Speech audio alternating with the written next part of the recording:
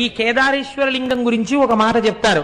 మహాద్రి పార్శ్వే చతటే రమంతం సంపూజ్యమానం సతతం మునీంద్రైః సురాసురైర్యక్ష మహోరగాద్యైః కేదారమీశం శివమీశమీడే. ఇది హిమాలయ పర్వతములలో వెలిసినటువంటి లింగము. నరనారాయణులిద్దరూ కూడా కారణము వలన సాక్షాత్తుగా ఈ భూమండలం మీద బదరీ క్షేత్రమునందు తపస్సు చేసినప్పుడు ద్యోతకమైనటువంటి శివలింగము. కేదారమునందున్నటువంటి శివలింగమును దర్శనము చేసినా, చేయడానికి వెడుతున్నప్పుడు మరణించినా మోక్షమే. ఇది చిత్రం. అయితే కేదారేశ్వర లింగాన్ని దర్శనం చేసేటప్పుడు మాత్రం ఒక నియమం ఉంది.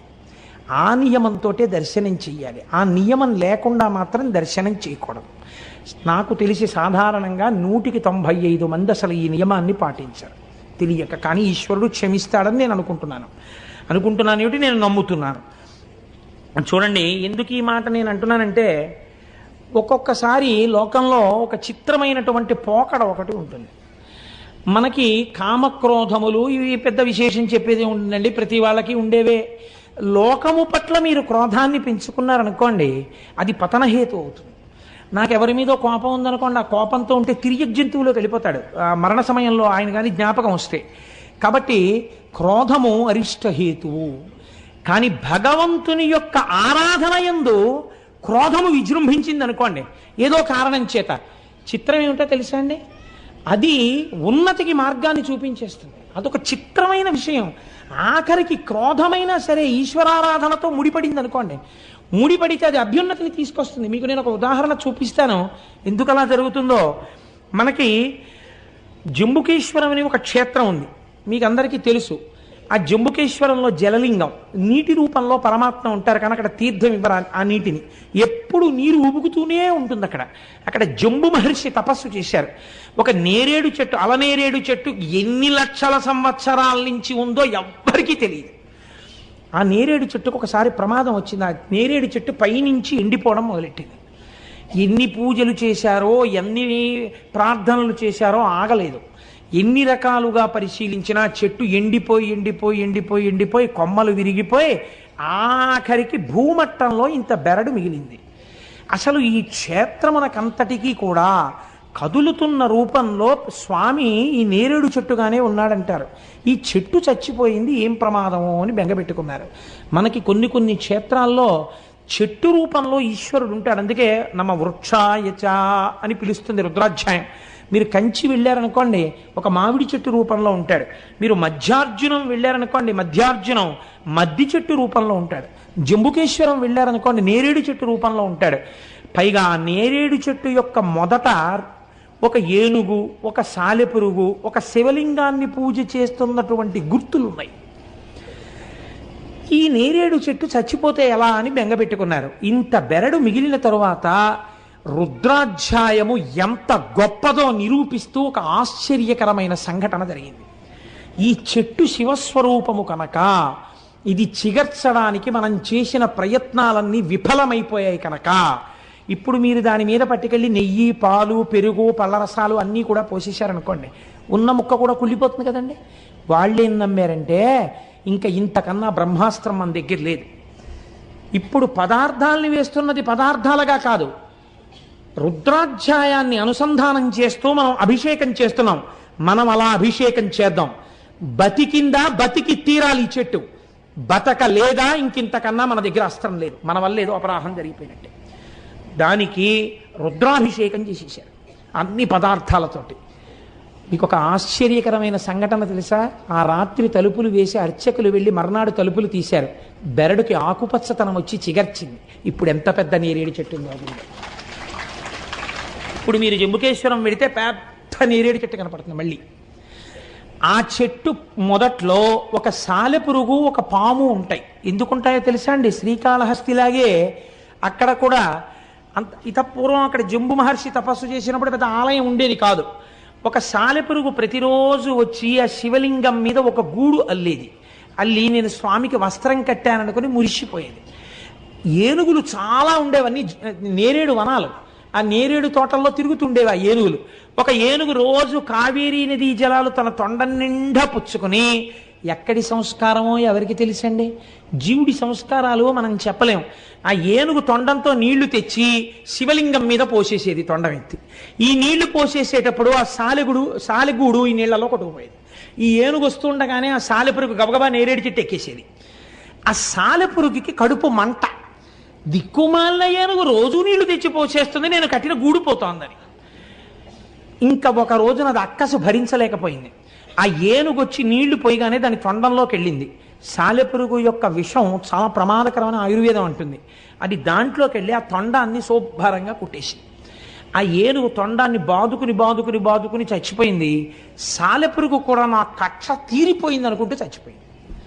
ఇద్దరూ చచ్చిపోయారు.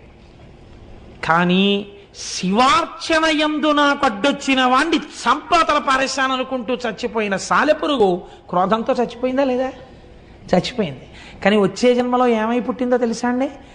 ద్రవిడ దేశమునందు ఒక గొప్ప రాజై పుట్టింది.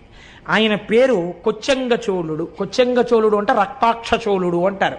కిరీటము తల మీద ఉన్నవాడు, ఎర్రని కన్నులున్నవాడు. ఈ కొచ్చంగ చోళుడు ఎన్ని శివాలయాలో దగ్గరగా 700 శివాలయాలని ఆయన పునర్నిర్మాణం చేశాడు. పూజాధికాలు జరిగేటట్టుగా 700 శివాలయాలకి చేసినప్పుడు ఇలా ఎవరైనా తమిళనాట దేవాలయాలకి సేవ చేస్తే వాళ్ళు దాన్ని తిరుపణి అని పిలుస్తూ ఉంటారు. ఈ కొచ్చంగ చోళుడు చేసినటువంటి ఈ సేవని మాత్రం వాళ్ళు యానయ్యారా తిరుప్పణి అని పిలిచేవారు. ఎందుకో తెలుసా అండి? 700 శివాలయాలు కట్టినప్పుడు కూడా పునర్నిర్మాణంలో ఆయన ఎందుకు అలా ప్లాన్ గీయించేవాడో తెలియదు. ఏనుగులు దూరని శివాలయాలు కట్టించాడు. ఆ ఊరికి ఏనుగు రాకపోయినా సరే ఏనుగు లోపలికి వెళ్ళలేదు, అలాంటి గుళ్ళు కట్టాడు. ఎక్కడిదో తెలుసా అండి క్రోధం? సాలెపురుగు. ఏనుగు వస్తుందేమో గుళ్ళోకని ఏనుగు రాని శివాలయాలు 700 కట్టాడు ఆయన. చూడండి, క్రోధం మిగిలిన వాళ్ళ మీద పెట్టుకుంటే పతనహేతు. అదే క్రోధం ఈశ్వరార్చన యందు పెట్టుకున్నవాడు 700 శివాలయాలు ఏనుగుల లోపలికి వెళ్లకుండా కట్టాడు. మీరు ఇప్పటికీ తిరువాణక్కోయిల్ అంటారు తమిళనాడులో. మీరు జంబుకేశ్వరం వెడితే జంబుకేశ్వరంలో శివాలయంలోకి ఇక్కడికి ఏనుగులు రావండి, చూసారా గుమ్మాలు ఎలా ఉంటాయో, ఏనుగు ఇందులోకి రాలేదు అని చెప్తారు వాళ్ళు. ఏనుగులు రాని గుళ్ళు కట్టిన వాళ్ళలో కొచ్చంగ చోళుడు ఒకడు. కొచ్చంగ చోళుడే కట్టాడు జంబుకేశ్వరం కూడా. కాబట్టి రక్షించిందా రక్షించదా? రక్షిస్తుంది. ఒక్కొక్కరికి అర్థం లేని మగ్గు పట్టు ఉంటుంది. ఆ పట్టు ఎందుకు చేస్తాడు వాడు అంటే మీరేం చెప్పలేరు. ఇవన్నీ మీరు మామూలుగా పురాణ కథని అలా చందమామ తిరిగేసినట్టు తిరిగేసారనుకోండి, అబ్బెబ్బే they don't stand for the reason అండి, ఏమిటంటే ఈ కథలు అంటారు. కాదు, మీరు సమన్వయం చేసుకోవాలి చాలా జాగ్రత్తగా. ఋషులు అనవసరంగా చెప్పరు. దీని వెనక హేతువేది మీరు జాగ్రత్తగా సమన్వయం చేసి చదివితే మీకు అర్థం అవుతుంది. మీరు ఇవి నేను ఎందుకు చెప్తున్నానో తెలుసా అండి? మీరు కేదార దర్శనం చేసేటప్పుడు మీకు విస్ఫురణలోకి రావాలి. లేకపోతే అక్కడ ఒక గేది కింద పరిగెడుతుంటే పాండవులు పట్టుకున్నారండి, తోక ఊడిపోయి శివలింగం అయిందని నేను చెప్పాను అనుకోండి ఓ పద్యం. ఏమిటండి ఇదే తోక ఊడిపోయి శివలింగం అవడం ఏంటండి అంటారు మీరు. నేను దానికోసం ఈ నేపథ్యాన్ని వేస్తున్నాను. బాగా నాటుకోవాలన్నది నా తాపత్రయం, నాకేం చేతకపోయినా నాకే లేకపోయినా. కానీ మీరు చూడండి, ఒక్కొక్కడికి శివారాధన యందు మూర్ఖత్వం ఉంటుంది, లేదా ఈశ్వరారాధన యందు మూర్ఖత్వం ఉంటుంది. మామూలు మూర్ఖత్వం చాలా ప్రమాదకరం. మూర్ఖజన చిత్తము తెల్పన సాధ్యమేరికింది అంటాడు భర్తృహరి. మూర్ఖుడిని ఎవడు బాగు చేయలేడు అన్నాడు ఆయన. కానీ శివార్చన యందు, ఈశ్వరార్చన యందు, ఇది విష్ణు స్వరూపం కానివ్వండి, శివస్వరూపం కానివ్వండి, మూర్ఖత్వంతో ఉన్నా సరే రక్షించేస్తుందండి. మీకు నేను ఒక ఉదాహరణ చెప్తాను. మనకున్న నాయనార్లలో దండి అడిగల నాయనారని ఒక నాయనారు ఉన్నారు. ఈయనకి 2 కళ్ళు లేవు. ఈ దండి అడిగల నాయనారి దగ్గరికి వెళ్ళి ఎవరో చెప్పారు, అయా శివాలయం పక్కనున్నటువంటి తటాకాన్ని ఆ రోజులలో శివార్చనని అంగీకరించినటువంటి మతస్థులు, పేర్లు చెప్తే మళ్ళీ లేనిపోని ఇబ్బందులు ఎందుకు వచ్చిందని, అన్యమతస్థులు తటాకాన్ని కప్పెట్టేస్తున్నారని చెప్పారు. నాకా 2 కళ్ళు లేవు, నేను వెళ్ళి ఏం తవ్వుతాను అని ఆయన అనుకునేవాడు కాదు. రాత్రి వాళ్ళు పనిచేయరు కదా, వాళ్ళు ఎంత కప్పెట్టేశారో నేనంతా మళ్ళీ తవ్వేస్తానని ఈయన గుణపం పారా పట్టుకుని అందులో దిగిపోయేవాడు. వాళ్ళు కొన్ని 100 మంది కలిసి కప్పెట్టేవారు. ఈయన ఒక్కడు అంధుడు దిగేవాడు. దిగి పారతో వేసేసి అది ఎటు వేస్తున్నాడో కూడా తెలియదు ఆయనకి పాపం. తడుముకుంటూ వెళ్ళి పైన వేసేసి నేను మళ్ళీ శివుడికి తటాకం తవ్వేస్తున్నాను అనేవాడు. ఒకరోజు తెల్లవారిపోయిందని తెలుస్తుందా? తెలియదు ఆయనకు, అంధుడు. అన్యమతస్థులు వచ్చేసి చూశారు. హోరి గుడ్డివాడా, అంధుడా, మేము కప్పెట్టే తటాకాన్ని నువ్వు తవ్వగలిగిన మొనగాడివా, నువ్వు తవ్వుతావురా అంధుడివి అన్నాడు. ఆయనకి ఎక్కడ లేని కోపం వచ్చేసింది, మూర్ఖత్వం వచ్చేసింది ఆ కోపంలోంచి. ఏమన్నారా నన్ను అంధుడు అన్నారా? మా స్వామే కనుక ఉన్నది నిజమైతే రేపు ఇవాళ రాత్రి మళ్ళీ నేను తటాకం తవ్వడానికి వస్తాను కదా, నా కళ్ళు కనపడాలి, మీ కళ్ళు పోవాలన్నాడు. ఎంత చిత్రమైన మాట చూడండి, మూర్ఖత్వంతో అన్నాడు అంతే ఆ మాట. వాళ్ళు పెద్ద పరిహాసం చేశారు, నోరు మొయ్యి, రాత్రికి మళ్ళీ తటాకం తవ్వుతావా, మా కళ్ళు పోతాయి నీ కళ్ళు వస్తాయా, అది చూద్దామని మళ్ళీ కప్పెట్టారు. కప్పెట్టి వెళ్ళిపోయారు. మళ్ళీ రాత్రి వచ్చారు, కిందకి దిగాడు, దిగి గుణపం పారా పట్టుకున్నాడు. ఈశ్వర తెల్లవారేటప్పటికీ నా కళ్ళు రావాలి, వాళ్ళ కళ్ళు పోవాలి, మళ్ళీ చెప్తున్నాను నువ్వు ఉన్నావని నాకు నమ్మిక అన్నాడు. తవ్వాడు. ఇప్పుడు ఈశ్వరుడు సంకటంలో పడ్డాడు. మహాభక్తుడు అన్నమాట నిజం చేసి తీరాలి, నచ్చ చెప్తే విండవు. కాబట్టి తెల్లవారుతోంది, ఈయనకి కళ్ళు వచ్చాయి, వాళ్ళకి కళ్ళు పోయి, అందరికీ కళ్ళు పోయి. ఈ విషయం మహారాజుకు తెలిసింది. రాజు స్వయంగా బయలుదేరి వచ్చాడు. ఇన్నాళ్ళు వీళ్ళు చేసినదంతా అసత్య ప్రచారం కనుక వీళ్ళ నాలుకలు కూడా కోసేయండి అన్నాడు. ఇప్పుడు వాళ్ళు తడుంకుంటూ వీళ్ళని ఈ రాజ్యంలో ఉండకుండా రాజ్యం బహిష్కారం చెయ్యండి, నిష్కారణంగా వీళ్ళ మాటలు నమ్మి నేను ఎన్నో దేవాలయాలు మూశాను, కోనేరులు కప్పెట్టాను, కాబట్టి వీళ్ళని బయటికి తోసేయండి, నా చేత పాపం చేయించారన్నాడు. వాళ్ళు తడుంకుంటూ రాజ్యంలోంచి బయటికి వెళ్ళిపోయారు. అలా మహానుభావుడు దండి అడిగల నాయన మూర్ఖత్వంతో శంకరుణ్ణి కిందకి దింపేశాడు. దింపేసి ఈశ్వర అస్తిత్వాన్ని నిలబెట్టాడు. ఇప్పుడు చెప్పండి నాకు, భగవంతుని యొక్క అర్చన యందు వచ్చిన క్రోధము, భగవత్ సంబంధము చేత కలిగినటువంటి ఈశ్వరుడున్నాడన్న పూనిక చేత వచ్చిన మూర్ఖత్వము, ఈ రెండు ఒక్కొక్కసారి రక్షణ హేతువులైపోయినా అయిపోతాయి కూడా ఆ పూనికలు. మనం చెప్పలేం. ఈశ్వర సంబంధములో అవగుణములు గుణములుగా భాసిల్లుతాయి. ఇది ఎవరికైనా, ఎంతటి వారికైనా. ఈ నేపథ్యంలో మీరు కేదారేశ్వరుడి యొక్క శివలింగం గురించి వినే ప్రయత్నం చేయండి, మీరు తొందరగా సమన్వయం చేసుకోగలుగుతారు. ఇందులో ఆ హిమాలయ పర్వతాల దగ్గర మహానుభావుడు ఆ కేదారేశ్వరంలో ప్రతిరోజు కూడా ఆ నరనారాయణులు ఒక పార్థివలింగాన్ని అక్కడ ఉంచి ఆ పార్థివలింగాన్ని ఆరాధన చేస్తుండేవారు. వాళ్ళు చేస్తున్నది పార్థివలింగానికి. పార్థివలింగం అంటే ఇంత మట్టితో చేసిన శివలింగం. వాళ్ళు ఇంత మట్టితో మేం చేసిన శివలింగమే కదా అని వాళ్ళు అనుకునేవారు కాదు. ఇది ఈశ్వరుడు అని నమ్మారు వాళ్ళు. అమరకోశంలో ఈశ్వర శబ్దం శివుడికి మాత్రమే వర్తిస్తుంది. అందుకని ఇది ఈశ్వరుడు, జగన్నియామకుడు, జగత్ప్రభువు అని నమ్మారు. నమ్మి నరనారాయణులు అర్చన చేస్తున్నారు. వారలహర్నిశంబులను పార్థివలింగ సమర్చనంబు విస్తారముదంబు పెంపెసగ సల్పుడు అయ్యడు రజమౌళి అవ్వారల చేరవచ్చి అనవత్య వరంబును కోరుడన్న అద్ధీరులిటన్ వసింపుమన దేవరయుండి హిమాటవీ స్థలిన్. ఆ శివలింగంలోంచి పరమశివుడు ఆవిర్భవించి, మీరు చేసినటువంటి పూజకి నేను ఎంతో పొంగిపోయానయ్యా, ఇంత చల్లటి ప్రాంతంలో ఇంత తపస్సులో పార్థివలింగానికి ఇంత అర్చన చేశారు, మీకేం కావాలి కోరుకోమని అడిగారు. అడిగితే స్వామి ఇక్కడే ఈ బదరీ క్షేత్రానికి ఆవలివేపు హిమాలయ పర్వత యొక్క శృంగాల మీద నీవు స్వయంభూమూర్తివై లింగమూర్తివై వెలిసి లోకమును కాపాడు అని అడిగారు. ఎక్కడ హిమాలయ పర్వతాలు? కొన్ని వేల అడుగుల ఎత్తు సముద్ర మట్టానికి.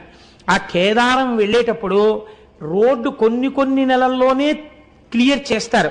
చేసిన తరువాత అది కూడా అసలు రాత్రిళ్ళు 9 దాటితే కరెంటు తీసేస్తారు. ఇంకా ఆ చీకట్లోనే పడుకోవడం అంతే ఆ కాటేజెస్లో.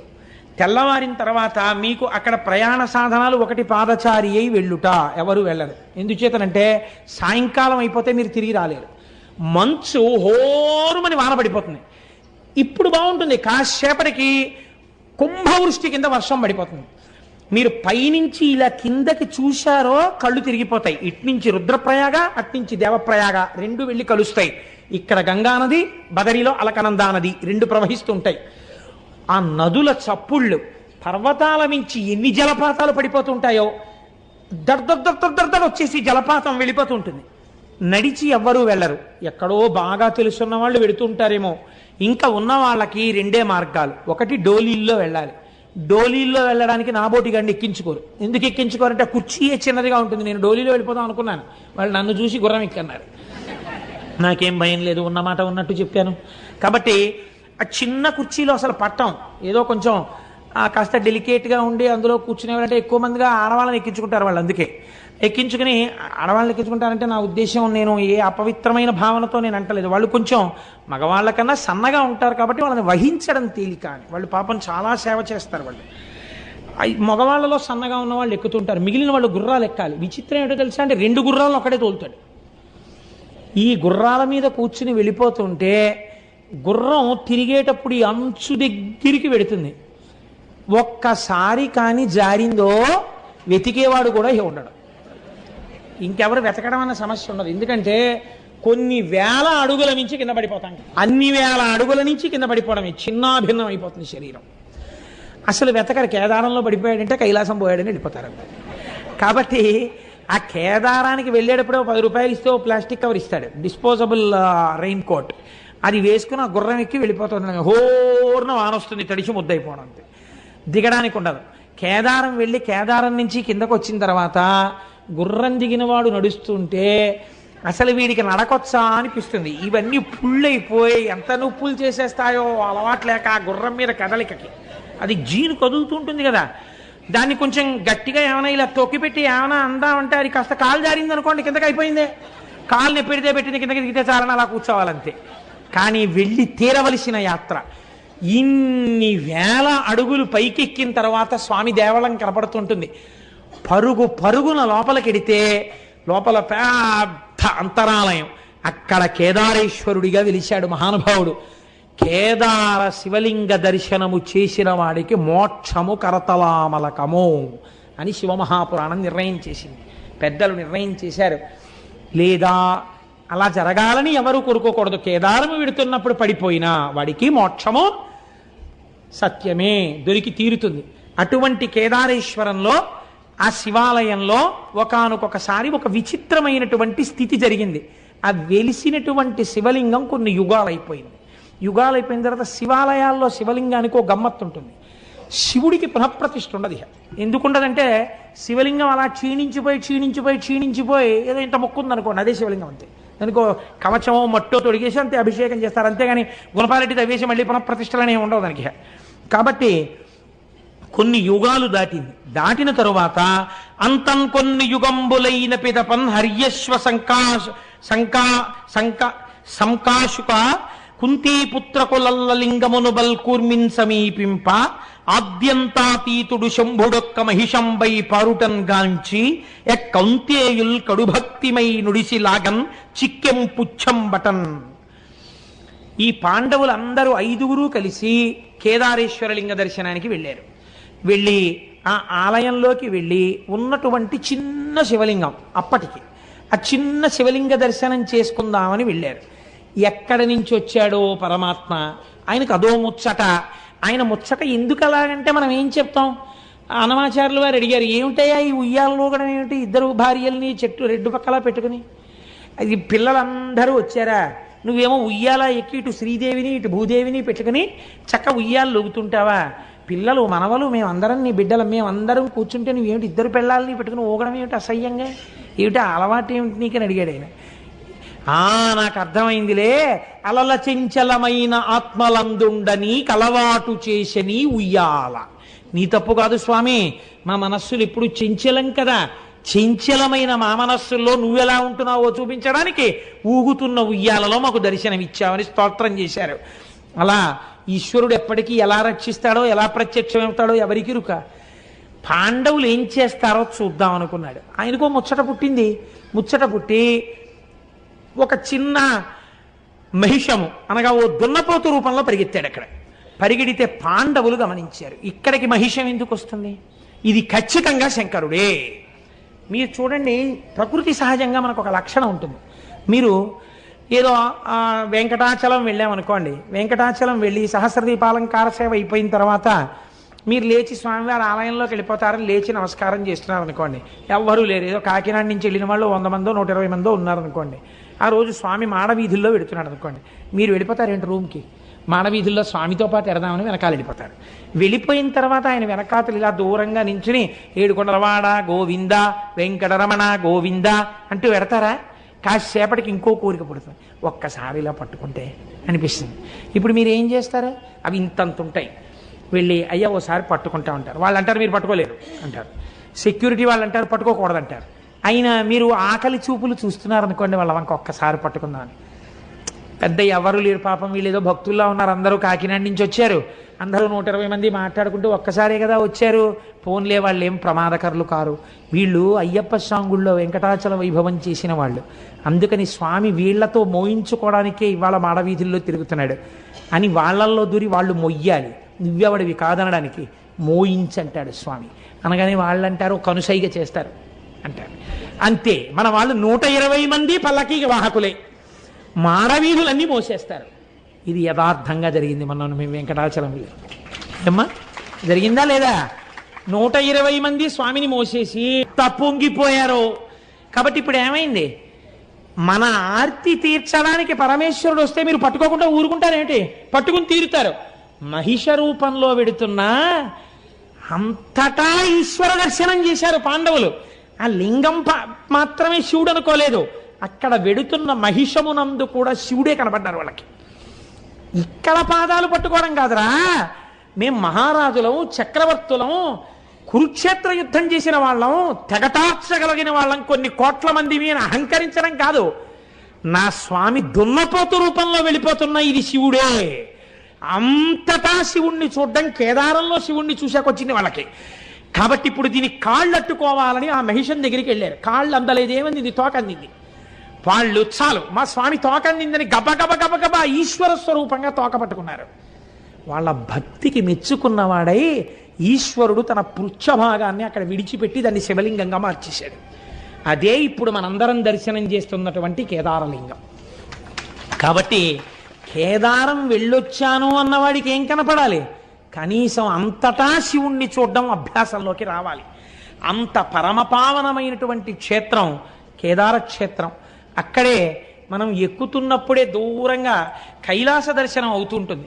అదిగో కైలాసం కనపడుతోంది చూడండి అంటారు. ఆ మంచుకొండ చాలా విచిత్రంగా కైలాసంలాగే భాషిస్తూ ఉంటుంది. నిజంగా వర్షం ఆగి సూర్యకిరణాలు పడుతుంటే ఎంత అందంగా ఉంటుందో. నిజంగా కైలాసానికి సమీపానికి వెళ్ళి వచ్చినట్టే. కొందరు ఏం నమ్ముతారంటే శంకర భగవత్పాదాచార్య స్వామి వారు అక్కడే తన సత్యదండాన్ని విడిచిపెట్టేశారు అని నమ్ముతారు. అక్కడ ఒక పెద్ద శంకరుల సత్యదండం యొక్క ఫోటో ఉంటుంది, అక్కడే ఒక చిన్న ఆలయం కూడా ఉంటుంది. కాబట్టి కేదారము అంత గొప్ప క్షేత్రము. ఇవాల్టి రోజున మనం ఈశ్వరానుగ్రహం చేత కేదారం వెళ్ళాం, కేదారేశ్వరుడి దర్శనం చేసుకున్నాం.